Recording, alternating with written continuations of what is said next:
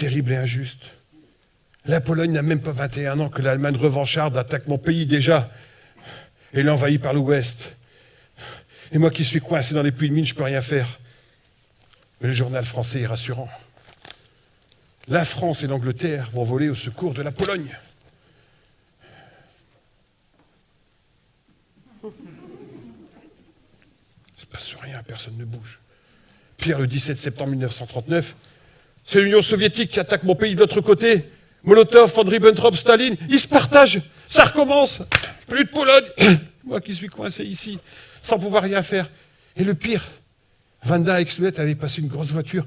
Hitler, il est venu sur ma colline sacrée à Lorette. Regardez, il est venu à Vimy, il est venu à Lorette. Non, c'est horrible. C'est horrible. Et moi qui... J'ai reçu une convocation du consulat général de Pologne, 45 boulevard Carnot à Lille. Vous êtes convoqué le 29 septembre 1939 à la gare de Lens, avec votre valise et le strict minimum. Vous allez partir en formation militaire pour défendre votre pays à Couët-Quidan. Alors avec mes beaux-frères, on n'a pas eu peur, on a pris notre valise et on est parti à Couët-Quidan pour faire la guerre avec la France et défendre la Pologne.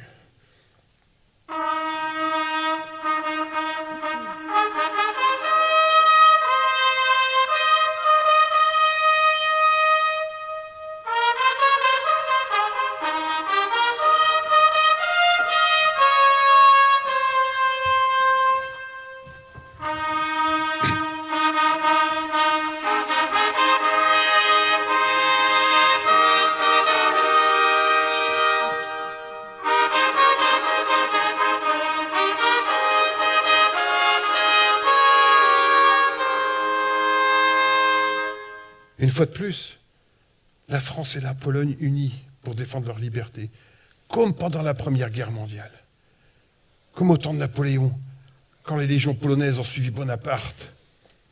C'est une Polonaise qui a été fidèle à Bonaparte jusqu'au bout, Maria Walewska.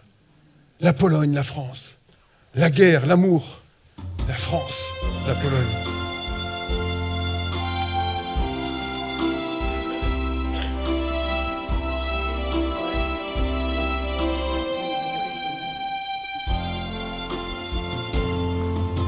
Mon ardente, ma polonaise, ce bouquet de roses tendues. Par-delà la foule mauvaise, Marie, ton regard suspendu. Sous la glace de ton ascèse, inaccessible, moi je sens que sous ta peau coule la braise rouge de ton sang. Marie, douloureuse, Marie départ, Marie je pars, Marie j'ai peur. Marie, merveilleuse, je veux graver mes lèvres en rouge sur ton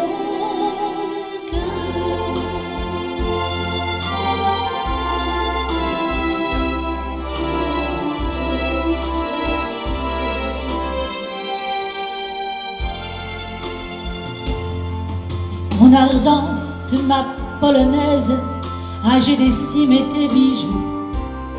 J'ai brisé ma montre et la chaise, et je suis tombée à genoux. Enfin tes lèvres que je baise, enfin ton ventre que je cloue. Pardonne-moi, ma polonaise, je suis affamée comme un loup. Marie, solitaire,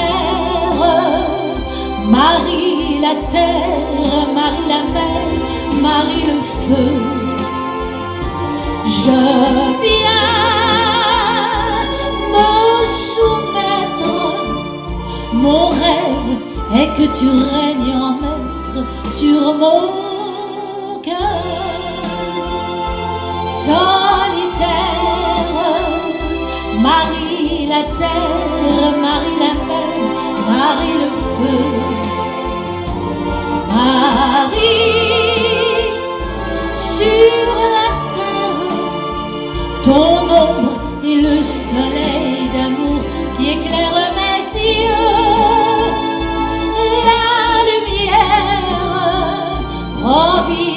ciel qui vient du fond du ciel. Marie,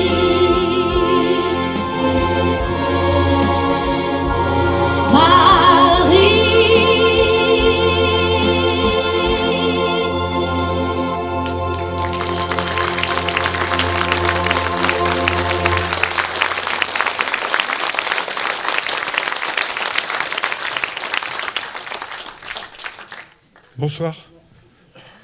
Stanis, il est mort pendant la guerre. Non, il est mort. Pas à la guerre, pendant la guerre. Comment je le sais? Je suis Henri Regnoux, son petit-fils. Je ne l'ai pas connu. Il n'est pas mort à Narvik, en Norvège, quand les Ch'tiskis ont coupé la route du fer aux nazis. Non.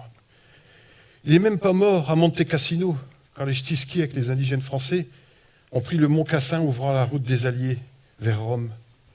Il n'est même pas mort avec la première division blindée du général Matiek, qui a libéré la moitié des Hauts-de-France. Non, même pas mort dans un coup de résistance avec les FTP communistes ou avec le POWN. Même pas, non. Il n'a même pas su que son ami, le tailleur juif de Lens, Abraham Tsimbalista, a été déporté. Dans une rafle le 11 septembre 1942, les Français et les Allemands, ils ont raflé les Juifs polonais de Lens. Ils les ont parqués place du Quentin sous le soleil toute la journée, et le soir, ils les ont emmenés à la gare de Lens, déportés à Mechelen, Malines en Belgique, puis gazés à Auschwitz. Il n'a rien su de tout ça, parce qu'il est mort un soir de février 1942, à 21h40 selon le rapport d'autopsie. Un dernier étançon qu'il a voulu bouger, et tout s'est effondré sur lui. Ses copains sont venus le chercher, c'était fini, il était mort, tué sur le coup. Il a laissé ma grand-mère, jeune veuve pendant la guerre, avec 3 enfants, 3 orphelins. C'est tout ce qui me reste de lui. Et puis voilà, c'était fini. Et cette guerre, fort heureusement, s'est terminée. Comme toutes les guerres, elles prennent fin. Mais alors que tout est parti de la Pologne pour la Pologne avec la France, ni la France ni la Pologne ne sont associés aux négociations de la Yalta. Churchill, Roosevelt, Staline à Yalta se partagent le monde. Une ligne comme ça. Est ou ouest. 2 blocs. La guerre froide. Et la Pologne, elle, a été versée vers Staline, vers l'Union soviétique. Alors, il y a des Ch'tiskis qui ont cru en cette Pologne socialiste et communiste. Ils ont pris le train volontairement. À Lens, ils sont repartis de là où ils étaient venus, dans des wagons à bestiaux, il n'y avait pas d'autre moyen. Et ils sont repartis. Ils ont pris la route de la Pologne pour la reconstruire. À Wałbrzych notamment, Dolnosląsk, la Basse-Silésie, Katowice. Et là, ils étaient un peu déçus. Sur les quais de la gare, il y avait des déchirements. « Anya, tu vas m'écrire, tu me promets ?»« Oui, Anja, je vais te répondre. » Non, c'était fini. Bloqué. Moi, je dis que ce sont les cocus de l'histoire. Parce qu'en France, on les appelait les Polacs. Et en Pologne, on les appelait les Français. Et même entre eux, ils ne parlaient pas la même langue. Celui qui avait du travail à Alès, il disait une chèvre. Et ici, il disait une baguette. Et les Polonais disaient, mais les Polonais de France, ils ne parlent même pas la même langue.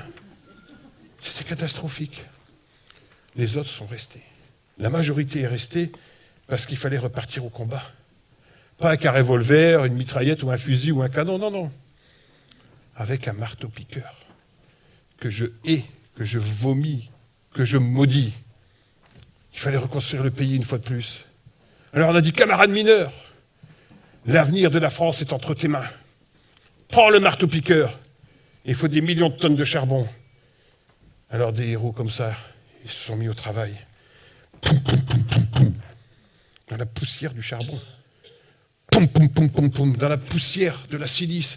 Et là, ils ont hérité de la maladie suprême du mineur. Pelitsa en polonais, la silicose. Ils allaient à la chambre. Le médecin disait, je suis désolé, tu as la silicose. On ne peut rien faire pour toi. C'était une horreur.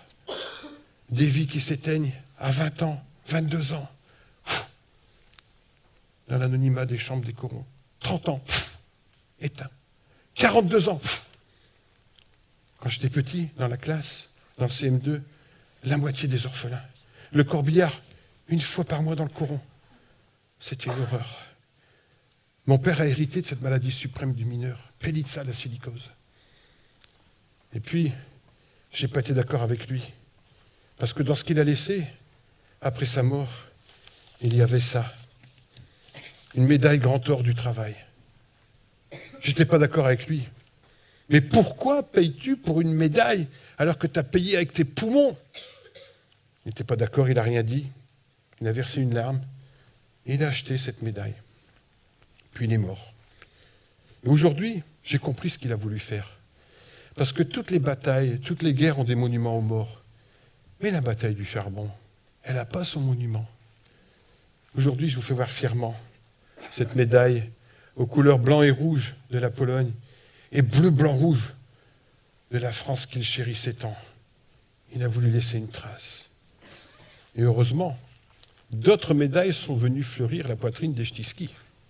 Et je vais maintenant vous présenter la plus fantastique machine à intégrer du Polac. Le Racing Club de Lens. Et on rigole plus depuis hier. Ça va mieux, hein? Avant, on disait que c'était dur, mais là, on se redresse, hein?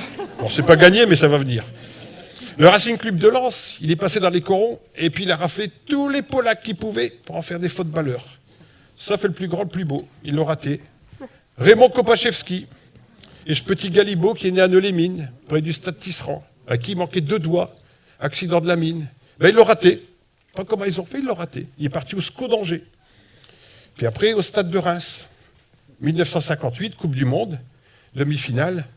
Et là, comment ils l'ont appelé, le petit Polac? Le Napoléon du football français. Un petit Polac, Napoléon du football français. D'abord, ils ont commencé par couper son nom. Hein. Chevski dehors, Kopa, ça suffit. Raymond Kopa, hein, un grand footballeur. Il est parti au Real de Madrid après. Une attaque de feu. À gauche, Ferenc Puskás. Un Hongrois, le Bajor galopant. Il y avait un ventre comme ça, mais à 30 mètres, lucarne. Au milieu, Alfredo Di Stefano, un Argentin, un avant-centre, un chauve, mais il marquait des buts. Et à droite, Napoléon. Enfin, Raymond Kopa. Et après, ils ont raflé tous les autres. Hein. Par Arnold Sowański, ils ont commencé. Robert Budzinski, de Kenem, comme par hasard. Marian Wisniewski, de Kenem. Les frères Lèche, du Dahomey, enfin, de Montignon-Goël. Éric Sicora, de Nouméa, enfin, Rouvroy. Voilà. Ah oui. Kraftik, plein de Polacs dans les équipes. Vite naturalisé d'ailleurs. Puis après, il y a eu le cyclisme. Ah, là aussi. Tiens, en parlant de cyclisme, vous vous souvenez de Tchessoif, là, qui a eu du mal à se faire embaucher?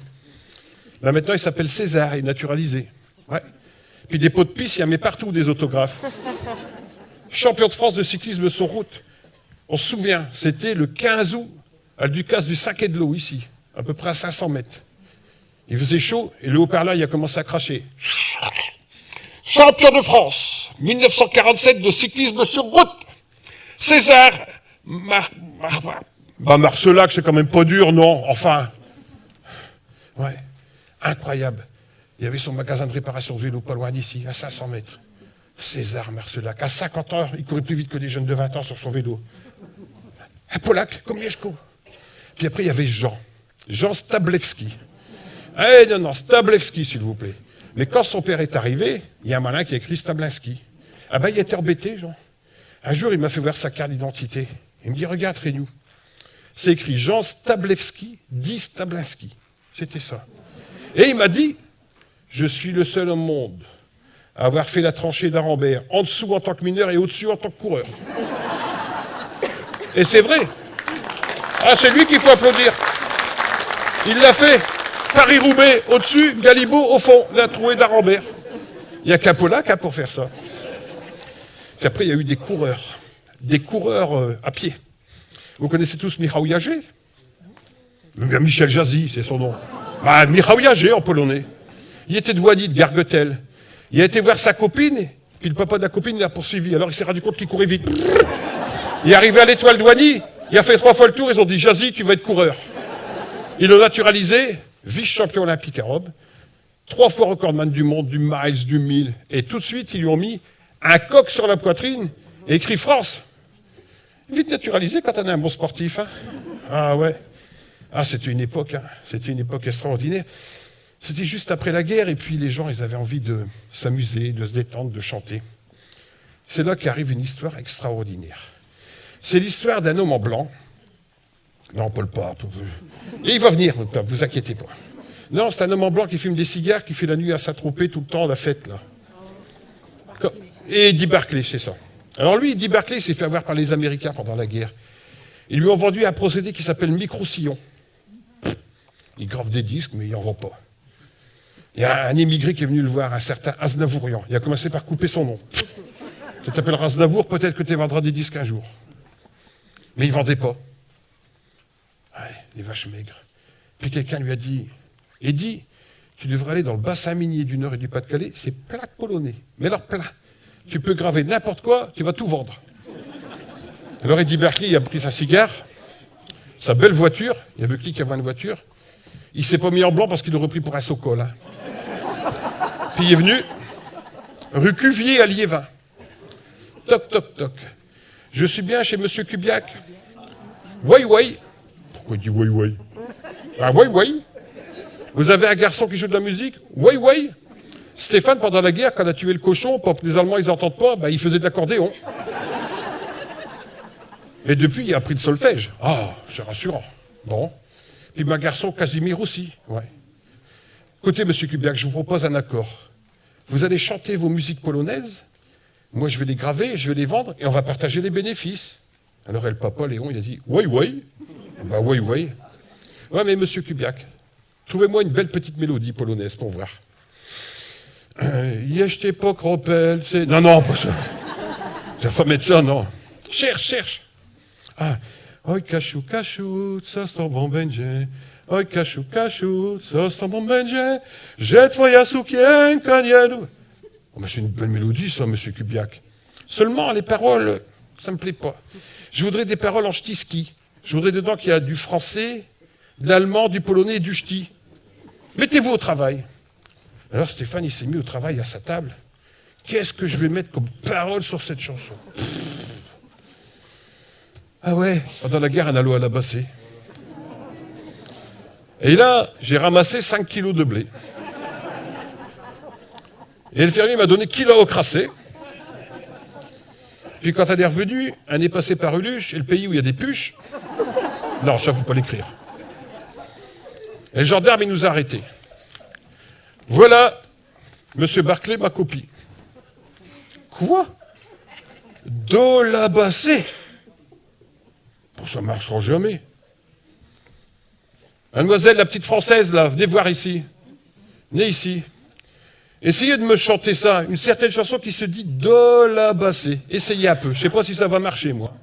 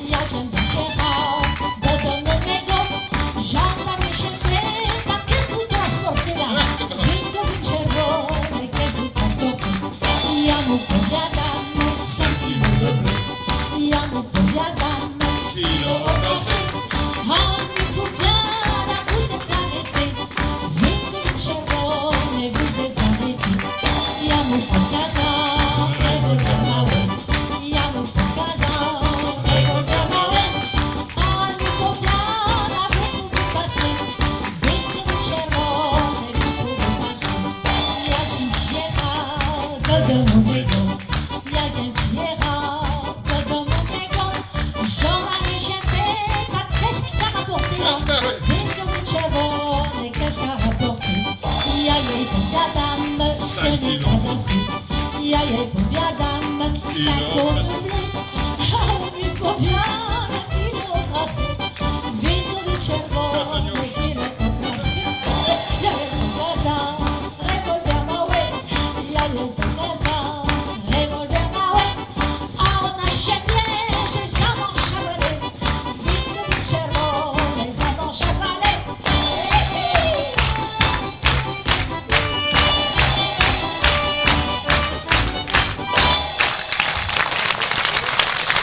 Elle a fait ce qu'elle a pu, la petite française.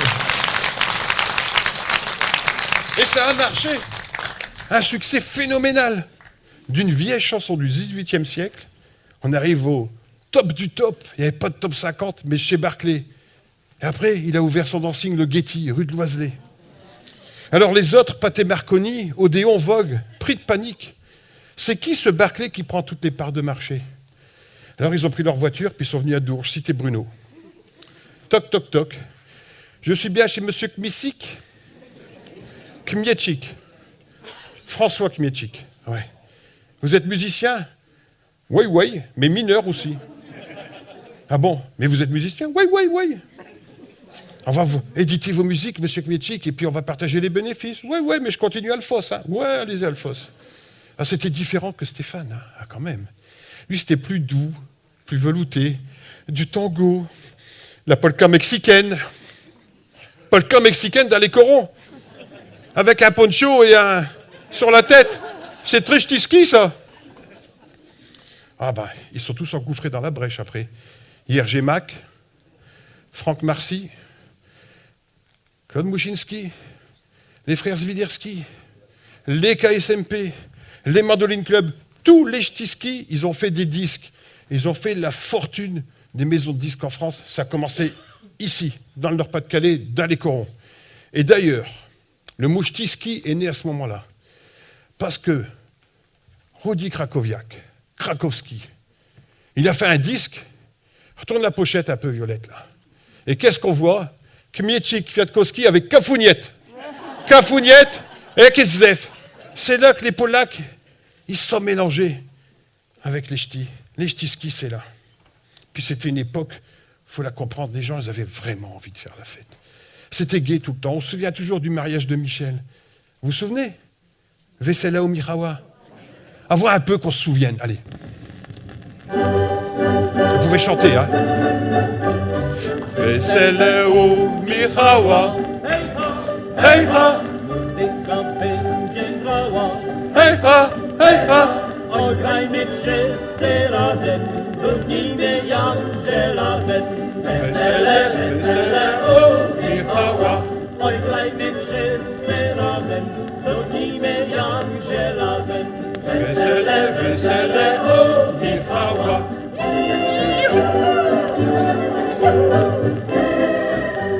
Les mariages polonais, c'est quand même quelque chose. Hein. Un mariage polonais. Minimum, ça dure 3 jours. Et le dernier jour, la mariée d'Albrouette et d'Alcoron. Allez savoir pourquoi, mais les Polacs, ils mettent la mariée d'Albrouette. Et les Français, ils regardent, ils sont vraiment bizarres chez nous. Un mariage polonais, ça se prépare. Minimum 2 ans. D'abord parce qu'il faut fréquenter. À l'époque, il fallait fréquenter. 2 ans minimum avec le curé qui surveille et la babcha et la boucha aussi. Hein. Il n'y avait pas moyen. Non. Et puis, il fallait plumer le cul d'aujon pour faire une belle piégéna pour les jeunes mariés. Et puis, surtout, il fallait économiser.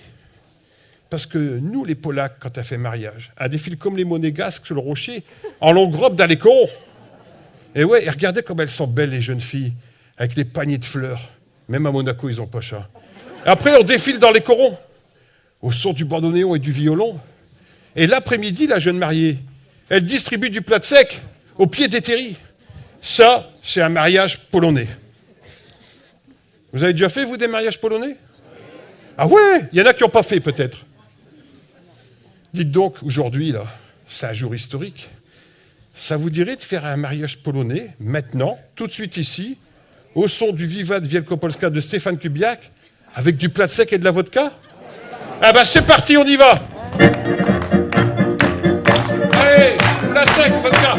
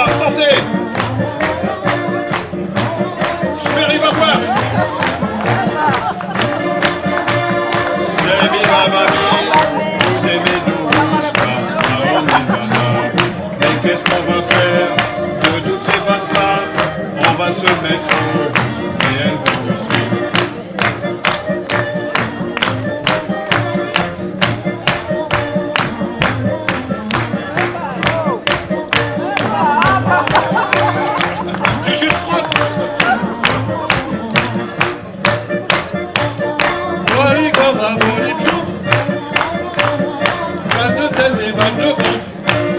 Nie szkoda, vodka, vodka, nie woda. Picie, nie szkoda, vodka, vodka, nie woda.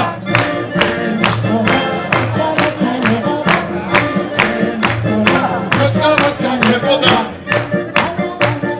Bolikowa, boliku.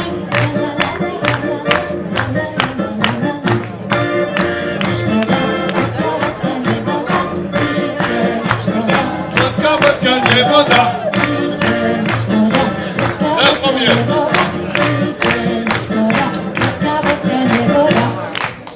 Oh là là, mariage polonais. Faut dire que le lundi matin, on est au sous comme des Polacs. Sous comme des... Eh, je précise, hein. Sous comme un Polonais, ça veut dire que Napoléon, il disait aux grognards, vous pouvez être sous, mais faites comme les Polonais, levez-vous la nuit pour repousser l'Autrichien. Eh ben nous, après avoir fait mariage 3 jours dans les corons, on est au sous comme des Polonais, et le lundi matin à 5 heures, on allait au combat. Alboët affronta, il en avait pas peur. Boum! Boum! Ah, mariage polonais. Mes parents, ils ont eu un mariage polonais comme ça. Regardez cette belle photo. 1954, septembre, 10 ans après la libération du Pas-de-Calais par le général Maček. Il y a tous mes vouillas, tous mes oncles, des héros de la guerre. Vouya Janek, première DB de Maček. Vouya Jan, POWN. Nicolas Montecassino. Tchéchou, Narvik. Félix, Stéphane. Prisonniers de guerre. Des petits Polonais, mes parents, quand ils sont mariés, mineurs. En 1954, ils ont eu un voyage de noces. Vous vous rendez compte? En 1954, ils ont un voyage de noces. Comment? Ah non, pas Venise, Calonne-Ricoire. Chez Tchatchina et Vouyayan. Alors évidemment, ils n'ont pas eu l'Orient Express, mais ils ont eu la Michelin Diesel au départ de Bully-Grenet, avec changement à Béthune, 32 minutes. Et puis, ils n'ont pas eu la lagune de Venise au petit matin dans la brume, non.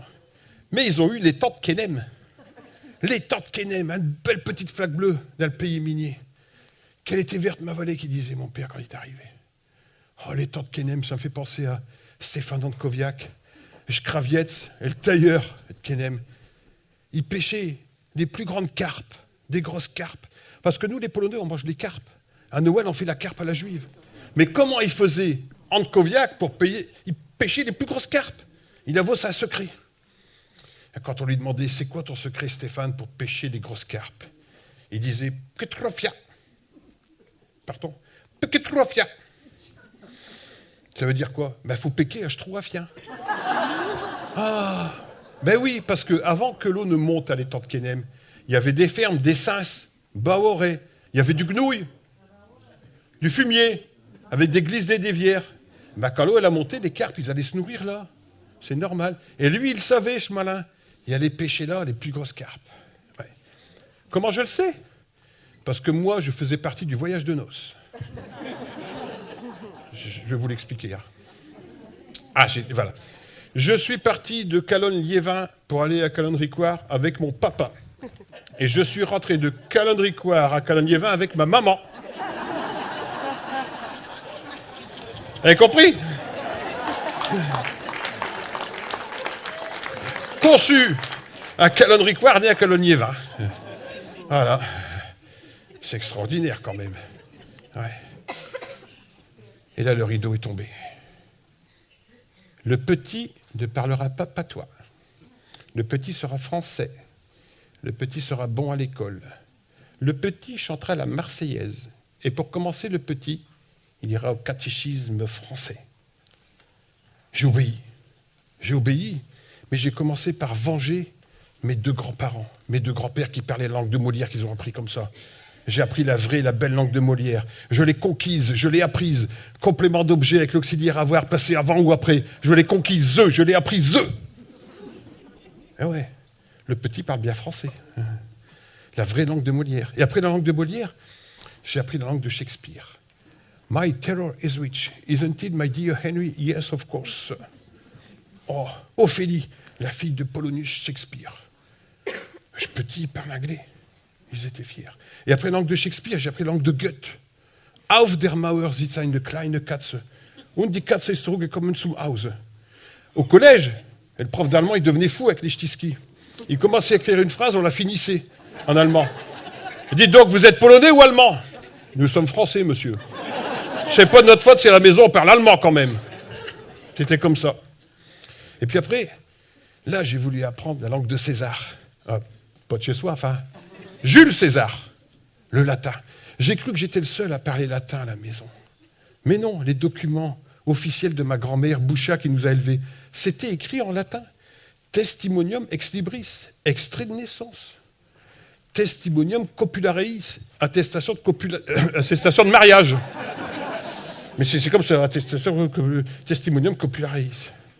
Et après la langue de César, j'ai voulu apprendre la langue de Jules. Jules Mousseron. Et là, on m'a dit non, non, non, pas de patois. Pas de cafougnette. J'ai obéi. J'ai pas appris de patois. Puis après, je suis devenu grand, adulte, puis on a mis un uniforme sur moi. Militaire, force française en Allemagne. Moi, le ch'tiski, j'ai occupé l'Allemagne. Pas toute l'Allemagne, l'Allemagne de l'Ouest. De l'autre côté, on ne pouvait pas aller. Il y avait un rideau, un fer, une tapée de tête, ça passe pas. Hein. On a occupé l'Allemagne. Et le pays d'où venaient mes grands-parents, avec un uniforme français, FFA, Force française en Allemagne. Quel destin. Je ne comprends pas pourquoi tous les ch'tiskis nous envoyaient en Allemagne à cette époque. Puis arrivé sur place, on a compris. Ah oui, on nous a mis dans des chars avec des missiles. Face à l'armée rouge, on nous a dit, vous allez tenir que 3 minutes. Du coup, ils nous ont mis dedans, tremblés dans les chars, on avait peur. J'ai même monté la garde au mur de Berlin. Avec ma copain Paulus de Souchet, Przybijewski qui s'appelait. Le mur de Berlin, c'est là que j'ai compris ce que ça veut dire la guerre froide. Au mois de décembre, moins 14 degrés. 2 heures de garde. À 20 mètres d'un soviétique. J'ai eu le temps de le dévisager, le gaillard. J'ai regardé, je dis, toi, avec la tête que tu as, tu ne dois pas être russe. Tu dois être kazakh, mongol, kirghize. Puis lui, il m'a dévisagé aussi. Il a dû se dire, avec la tête que tu as, tu ne dois pas être français, tu dois être polac. Mur de Berlin. Puis il est parti, je suis parti, je ne l'ai plus jamais revu. C'est peut-être le président du Kazakhstan aujourd'hui, allez savoir. Alors, on n'était pas très voyants avec ma copain Przybijewski. On était même peureux. On n'était pas des grands militaires. Et l'adjudant-chef marseillais nous a pris en grippe. Il ne nous aimait pas, les Polacs. Oh, peu cher, les Polacs, les peu chers. Comment tu t'appelles? Przybijewski. Pourquoi tu éternues? Non, c'est mon nom. Épelle-le PRZ. Pop, pop, pop, pop. Arrête. Un nom comme ça, 2 voyelles. PRZ, ça suffira. Et toi, comment tu t'appelles? Dudza. Hop, hop, hop, hop. Dudule, ça suffira. PRZ et Dudule sur le mur de Berlin. Elle n'était pas voyant un jour. Il a pété un câble, l'adjudant-chef marseillais. Il est devenu fou. Il dit, oh, les Polacs, arrêtez de vous appuyer sur le mur de Berlin, vous allez finir par le faire tomber. Faire tomber le mur de Berlin? C'est vrai qu'il est tombé le mur de Berlin. Ah, je ne dis pas que c'est moi qui ai fait tomber le mur de Berlin. Mais la toute petite première fissure par laquelle tout a commencé,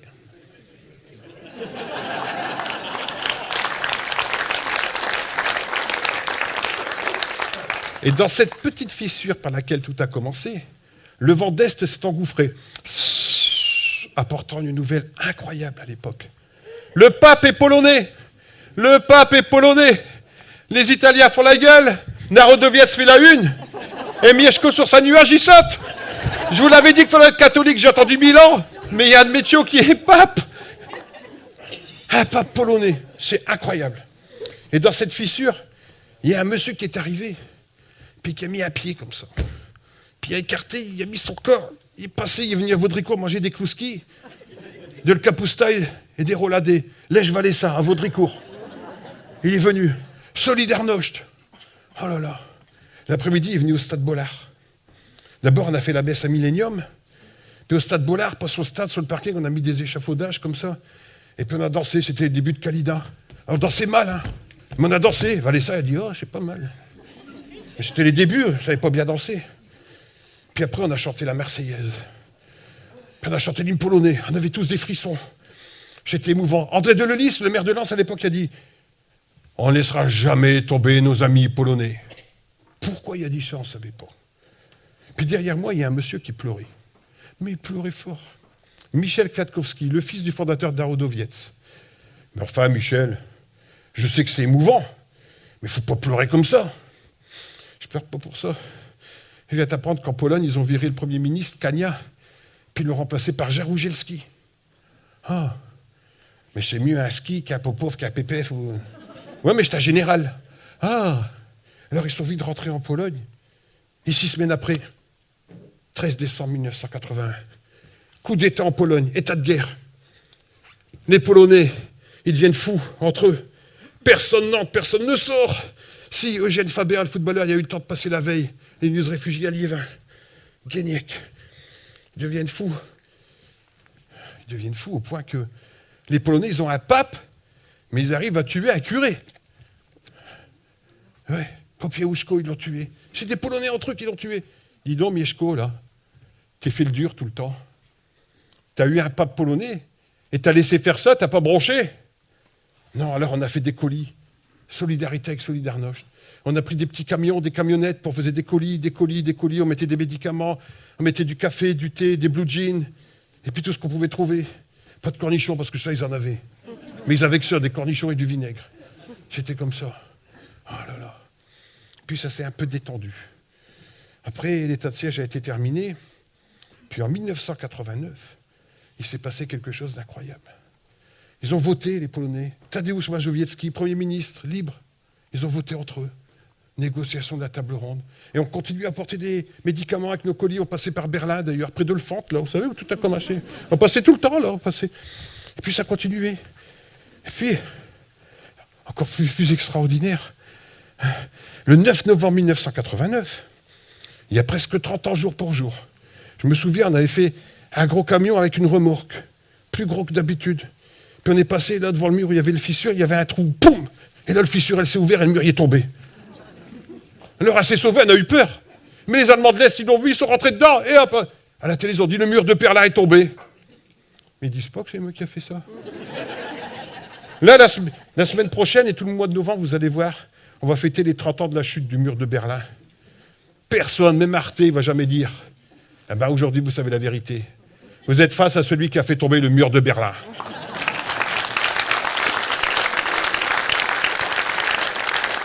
Et après, ça s'est arrangé.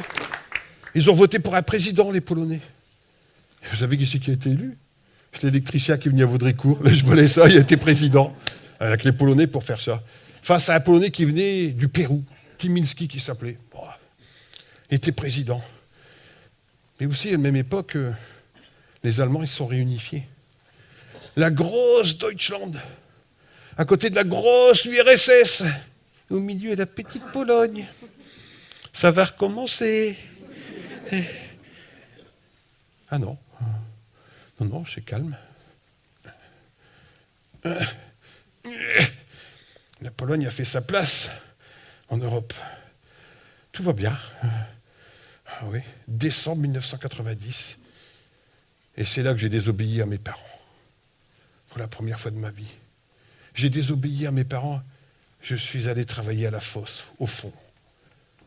Ah non, pas avec un marteau-piqueur que je mets et que je maudis. Non. Avec un stylo, carnet de notes. Journaliste à La Voix du Nord.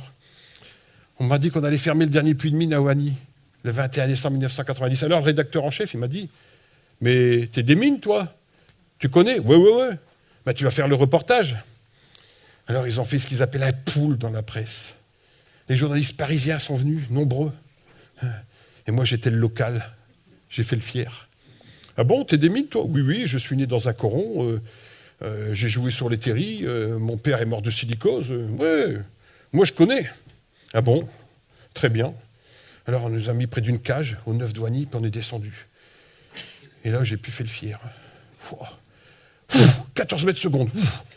L'estomac qui remonte là. 700 mètres sous terre. Puis la cage, elle s'est ouverte.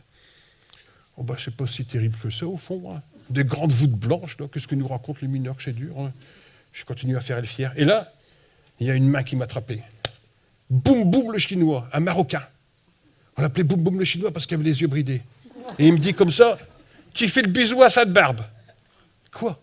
Tu fais le bisou à Sainte-Barbe au Théo Populois. Enfin, excuse-moi, boum boum, mais t'es musulman, toi. Ici, il n'y a pas de musulmans. Il n'y a pas de catholiques, il n'y a pas de juifs, il n'y a pas d'orthodoxes, il n'y a pas de protestants, il n'y a pas d'athées. Allez, tous gueules noires. Et tous les gueules noires, ils font bisous à Sainte-Barbe ou ils ne vont pas plus loin. Alors j'ai fait bisous à Sainte-Barbe avec les Parisiens. J'ai fait bisous à Sainte-Barbe et on a pu continuer. Ils nous ont mis dans des wagonnets, des petits wagonnets. Puis on a avancé 3 kilomètres. Et là, le plafond, il s'est abaissé. Et là, on faisait plus le fier. Puis après, on est arrivé à front de taille, comme ils disent. Et alors là, c'était fini. 37 degrés d'inclinaison, 127 mètres de profondeur, 60 cm d'épaisseur. Et là, le chef Polion, il a dit, sur le dos, les journalistes, vous descendez jusqu'à l'autre bout. Ah non, non, non, vous descendez, il n'y a pas d'autre issue. Eh bien, le local, t'as qu'à y aller le premier. Ouais, je veux y aller.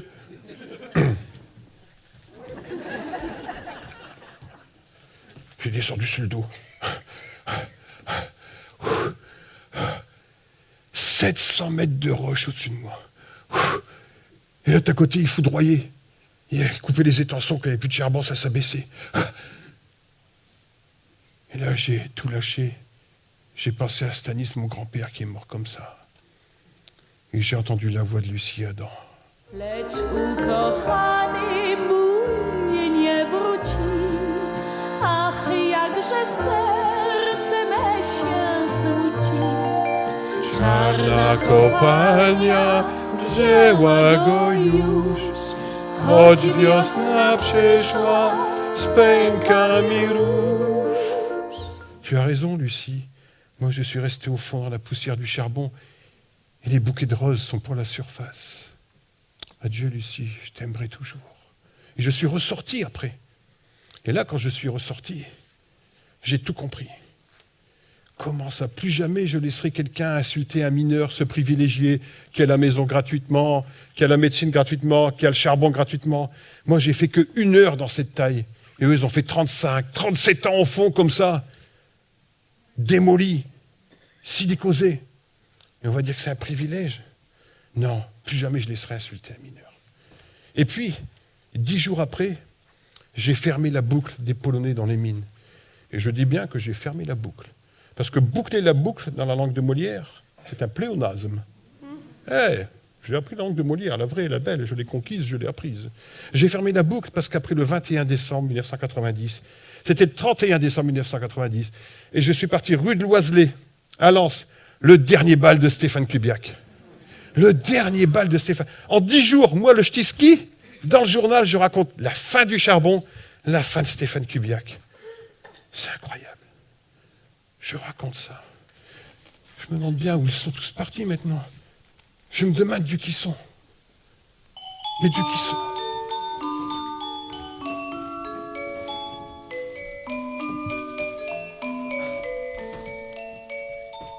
Du qui sont toutes ces compagnies et mineurs qui à l'autre sous terre ferait dur labeur au pic, à l'rivelaine, à saquer charbon à l'abattage ou recherche du qui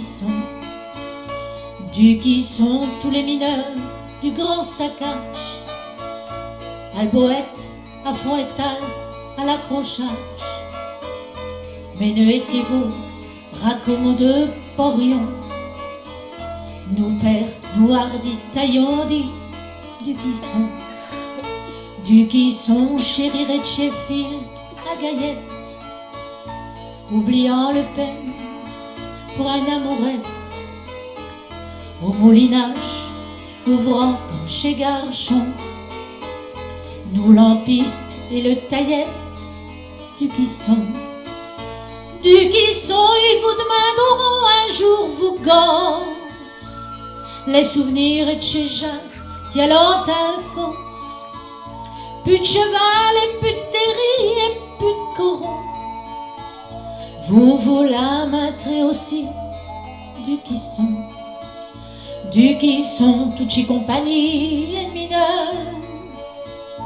Porion, Galibot, Calin ou ingénieur. Lampiste, fille à Gaillette, carriot de carbon. Nous terri, nous molettes dit, du Quisson chez Bonjean et 12-13 ans. Au fond pousseux de barou, les pieds un sang. Au jour, trieux de cailloux et de bon carbone. Nous archels et de galibots du Quisson les Sainte-Barbe et les Ducasse, les fêtes de famille, les guinces, les fricasses, loin de chez grève et de chez accidents du fond, et le tarte à gros bord, les canchons du Quisson. Du Quisson, il vous demanderont un jour, vous gosses, les souvenirs de chez Jean, galant Alphonse. Plus de cheval et plus de terri et plus de coron. Vous lamenterez aussi du Quisson, toutes chez compagnie et de mineurs. Porion, Galibot, Calin ou ingénieur. Lampiste, fille à gaillette, carieux de carbone. Nous terri, nous molettes dit du Quisson. Du Quisson, les vieux corons et de chemineurs. Du qu'un partage ensemble les bonheurs. L'amitié à se trouver sur le sol des maisons. Les bons moments à Chepignon dit du Quisson. Ils sont rentrés dans les légende de nos siècles. Alphonse, nos pères ont souffert, ont péri. Le dur misère mérite qu'elle les respecte. Conservons le chevalet et le terri.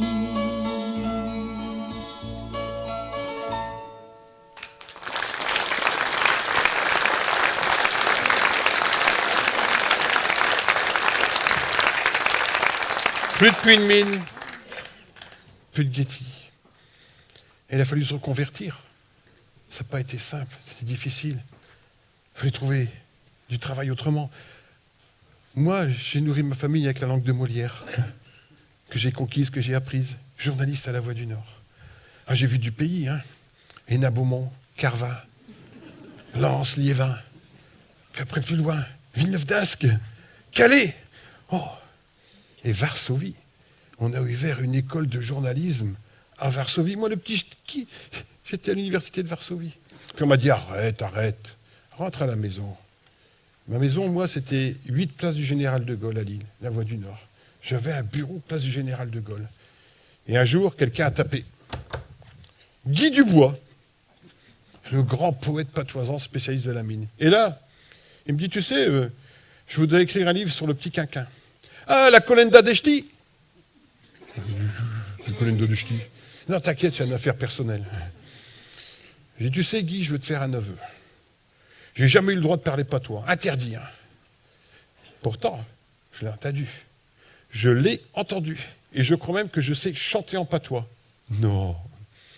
Regarde bien. Je crois que là, c'est à 2 temps. Vous pouvez chanter avec moi. J'étais un marotte à poire sur un pommier à cri. Pan, signolet. J'étais un marotte à poire sur un pommier à criche.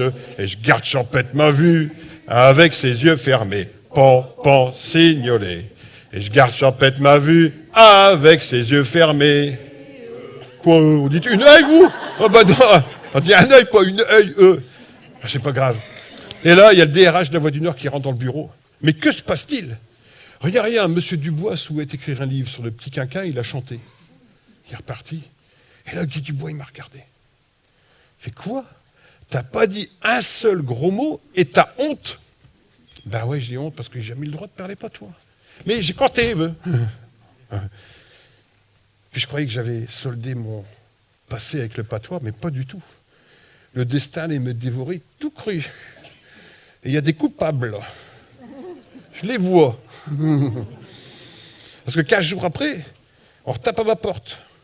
C'est un grand monsieur avec une barbe blanche. Non, pas Père Noël. Quoique, Bertrand Coq, le maître du patois. Bonjour, monsieur. J'ai une troupe de théâtre et je souhaiterais distribuer quelques bénéfices au profit des Noëls des déshérités de la Voie du Nord. Très bien, monsieur Coq, entrez. Vous êtes originaire de Calonne-Ricoire. Calonne-Ricoire? C'est là que tout a commencé. Vous voulez des biscuits, du café? Pour vous énerver, monsieur, qui me dit. Non, mais mes grands-parents, ils viennent de là. Qu'est-ce que vous voulez, monsieur? Je vais donner une pièce de théâtre, je vous ai dit. Il l'a fait. Au théâtre Sébastopol à Lille. 1117 personnes qui ont fait la queue pour rentrer. Regardez, une pièce extraordinaire. Et je canne rien de ma tante Ariette. Non. Ni fleurs, ni couronne, ou je sais pas quelque chose. Mais chez un marché. Il a ramassé plein de sous. On a tout donné Noël des déshérités. Et puis après, c'était l'enfer pour moi. Quand je dis l'enfer, c'est qu'on m'a dit, près de Valenciennes, à Marly, ils font tous les ans une messe en rouchy. Et le rouchy, c'est le patois de Valenciennes. Jules Mousseron. Jules Mousseron, enfin! Tira faire la messe, c'est le discours inaugural à la briquette. Ouais. En rouchy, hein? Ah! Oh là là! Je ne sais pas parler rouchy, moi. Alors j'ai écrit un beau texte en français, la langue de Molière, et j'ai fait appel à mon interprète officiel, Guy Dubois. Il m'a tout traduit. Et là, quand j'ai vu ça, j'ai eu peur. Ah bon? Il fallait ramasser des sous. Et des sous, en rouchy, ça se dit des doupés. Ouais. Pour ceux qui comprenaient le polonais, les doupés. Vous irez raconter à Schcury que vous allez ramasser des doupés pour une bonne cause à l'église. J'ai pris mon courage à deux mains et je l'ai fait. C'était une catastrophe, hein. Une horreur. Une messe bizarre, parce qu'ils parlent tous en rouchy. Le curé a fait « Vous y croyez à Jésus? J'y crois. Vous y croyez à Marie? J'y crois. Vous y croyez à ce bon Dieu? J'y crois. Tati. Il fallait faire des courses chez Tati. Non, Tati a parlé. Tout perdu. J'ai regardé, catastrophe. Mais enfin, je l'ai fait. Ce que j'ignorais, c'est qu'il y avait des caméras de TF1. Et le lendemain, lundi à 13h, au journal de Jean-Pierre Pernaut, la traditionnelle messe en rouchy a réuni beaucoup de... Et qui ont vu au plan, c'est moi. Et là, ça s'est très, très, très mal passé. Le téléphone a sonné. Qu'est-ce que ça veut dire? T'as fait une messe en rouchy à Valenciennes, en patois, et à ton église à toi, à Millénium, t'as fait rien. Tu vas me faire tout de suite des messes en patois à l'église Millénium à Lens. J'étais l'abbé Jan Domanski. Et quand l'abbé Domanski dit quelque chose, je file droit. Hein. Grand comme ça, un arbre comme ça, ne recrue Yvan Rebroff. Faisait peur, hein. J'étais un gentil, hein, mais faisait peur, hein. Alors j'ai obéi. J'étais vers Alain Lampens, un vieux copain. J'ai dit, tu veux faire une messe en rouchy ou en ch'ti plutôt? Ouais. J'étais vers Bertrand. J'étais vers Marie-Laurence. Elle va faire une messe polono ch'ti, puis après je serai tranquille. Alors elle a fait une messe polono ch'ti, ils sont tous venus. Même si mon collier y est venu, il faut le voir, ce truc. Ce qu'il y a, c'est que ça remplit l'église, il y avait du monde partout. Je curé, il n'a jamais vu ça. Oh là là, mais c'est un miracle. Maintenant que j'ai gauche et de solidarité, tout simplement, ils sont tous venus pour faire une messe en rouchy, en ch'ti, enfin tout ce que tu veux. Oh, tu sais quoi que ça va enlever? Bah ouais, on a ramassé 4 000 €. Allez voir. Le problème, c'est que ça a eu du succès, il a fallu continuer. Alors on a fait une messe polo no ch'ti portugaise, polo no ch'ti italienne, polo no ch'ti flamande. On a fait venir des Polonais de Pologne avec des joueurs de cornemuse qui ont soufflé d'Ashbook. Lampens, il a soufflé d'Ashbook. Enfin, d'un cornemuse, quoi. Béclin, il nous a rejoint après. Il y avait des messes incroyables, ils ont duré 3 heures. L'église tout le temps remplie. Mais comment ils font pour remplir l'église, les autres, ils se vident? C'est comme ça. Un perlancheti à l'église et ça remplit. Oh. Et on a même fait une messe polo no ch'ti mexicaine. Avec les Mexicains de Calonne-Ricoire, Club Estudiantina. Avec des beaux capios comme ça. C'est un grand succès. Vous vous souvenez du morceau que j'ai joué tout à l'heure à l'accordéon? Mal d'ailleurs. C'était une colenda. Lula, gelou. On a obligé les Italiens à chanter en italien. Ça, l'usage en italien, ça c'est jamais, c'est pas possible.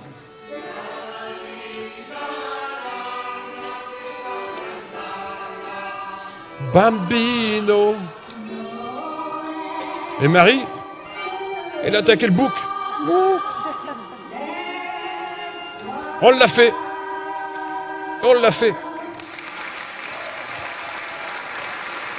Et grâce à ça, moi, je suis enfin devenu Un vrai ch'tiski.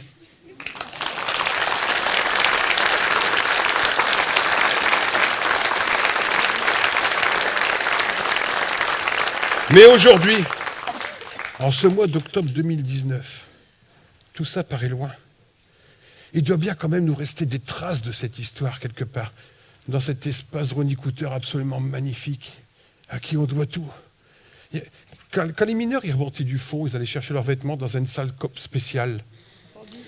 Ah ben, j'ai entendu dire que le maire de Grenay y a installé une salle des pendus ici à Rony-Cooter.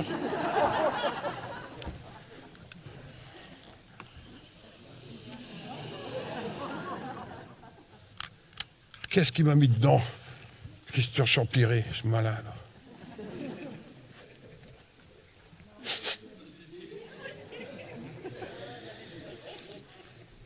Une publicité d'une grande enseigne régionale qui n'a rien compris. Fêtez Pâques façon Pologne. Et le massacre commence. 5 kilos de sauciski achetés, un gratuit. Mais sauciski, c'est pas polonais, je vous l'ai dit, chez Ch'tiski. Et ça continue. 3 Liberka achetés, un gratuit. Et le pire à la fin, des plenzés congelés. 3 boîtes de plenzés congelés, une gratuite. Puis ça continue, il parle du Makoch, c'est Makovietz. Non, moi je dis, s'il y a quelqu'un d'Auchan qui est ici, vous pouvez dire à son patron demain que si l'année prochaine à Pâques, ils veulent faire un Pâques comme ça, il faut dire, fêtez Pâques à la façon Ch'tiski. Et là, ils auraient raison. Ah bah ça ici, la Voix du Nord, Ali. Mon journal, enfin, le journal où j'ai travaillé. Quoique je répète, un journal. Le rédacteur en chef, un jour, il m'a dit « T'as beau faire les plus grands reportages, les plus beaux, parce que j'ai ramené un beau reportage d'Ukraine. La rubrique la plus lue dans La Voix du Nord, c'est la rubrique nécrologie. » Alors moi, je regarde la rubrique nécrologie, comme vous, tous les jours, certainement, pour voir si ce voisin est vivant. C'est ça, hein? Et là, tous les jours, vous regardez les noms. Kopachevski, Klimchak, Ratajski, Shkudlarek. 60% de la surface nécrologie de la Voix du Nord, tous les jours, c'est des noms polonais. 100 ans après l'arrivée des Polonais, ben la mémoire, elle s'efface tout doucement dans la rubrique nécrologie de la Voix du Nord. Et ça, vous savez ce que c'est? Lydia, du cas? Mais non, c'est pas du cas, c'est de la metka. C'est pas du chat, enfin. Non, c'est de la metka, la spécialité polonaise des Ch'tiski. Et je suis bouleversé face à de la metka. Parce que sur l'étiquette, c'est écrit « Conçu, élaboré, fabriqué à Calonne-Ricoire, zone de la Clarence à Kenem. » Là où tout a commencé pour moi. Il n'y a plus rien aujourd'hui là-bas. Tout a été rasé à Kenem. Le terri a explosé en 1975, tuant 6 Ch'tiski. Alors les HBNPC, les ouillés avec un Z, comme on disait, ils ont tout rasé. Il n'y a plus rien. Il n'y a plus rien, mais il fait encore de le metka. Qui sont-ils les Ch'tiski? Quelques-uns ont poursuivi le chemin jusqu'aux USA ou au Canada. D'autres ont été expulsés dans les années 1930. La crise, déjà. Puis, d'autres ne sont pas rentrés ni en France ni en Pologne après la Deuxième Guerre mondiale, préférant rester en Angleterre, en Écosse ou au Pays de Galles. Et puis, celles et ceux qui ont rêvé de reconstruire une nouvelle Pologne en 1947 et qui sont rentrés au pays. Que de drames et de désillusions, que de déchirements sur les quais de la gare. La famille Wojniak de Grenay. Les 2 filles nées en Pologne et mortes en France. Les 2 garçons nés à Grenay, morts à Varsovie. Enfin, celles et ceux, en très grande majorité, qui sont restés dans le bassin minier. Il existe 3 sortes de Ch'tiski. Ceux qui sont nés en Pologne, en Allemagne, en Russie ou en Autriche, et qui sont morts en France. Ceux qui sont nés ici dans le bassin minier, et qui sont morts en Pologne en parlant ch'ti. Ceux qui sont nés ici et qui sont morts ici.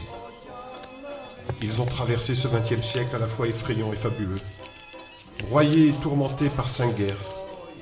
Les 2 guerres mondiales, la guerre froide, la guerre d'Algérie et la guerre économique, sans oublier la bataille du charbon.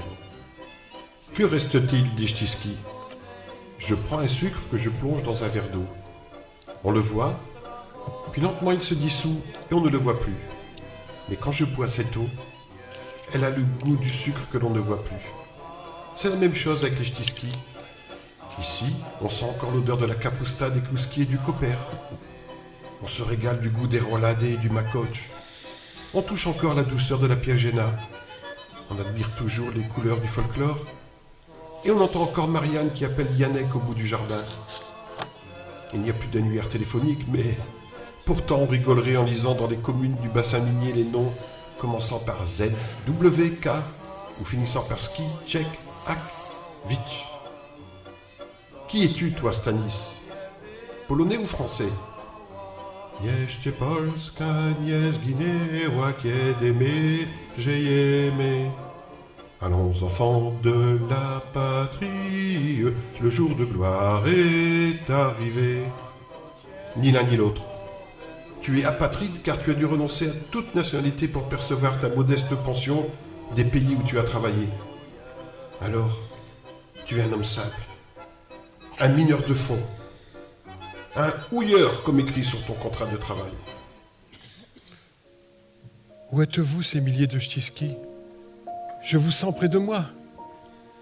Les Martin Wojciech, Władza Wanda, Kaju, Juju Bolek, les Tata Mama, Babcia Busha, Ciocia Vuya, les Djadja. Vous me manquez tant. Mes enfants sont nés ici, dans le pays minier, mais ils sont partis loin pour faire leur vie et la gagner. Comme vous. Moi, j'ai fait le choix d'y revenir et de finir ma vie ici avant de vous rejoindre. J'arrive. 100 ans. 100 ans que la Pologne a retrouvé son indépendance. 100 ans que vous êtes venus ici. Alors ce soir, à Grenay, à murmurendo, comme disent les musiciens, ensemble nous allons vous murmurer. Sto lat, niech żyją nam. 100 lat, niech żyją nam. En français. 100 ans, qu'ils nous vivent longuement. 100 ans, qu'ils nous vivent longuement. La la la, la la la la, la la la la, la la la la, la la la la.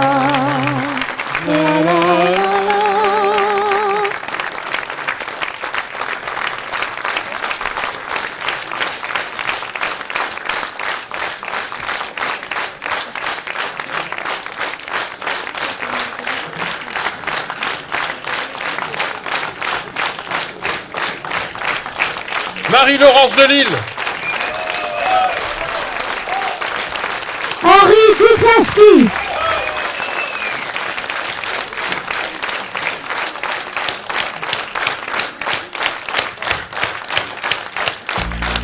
Merci. Merci à vous.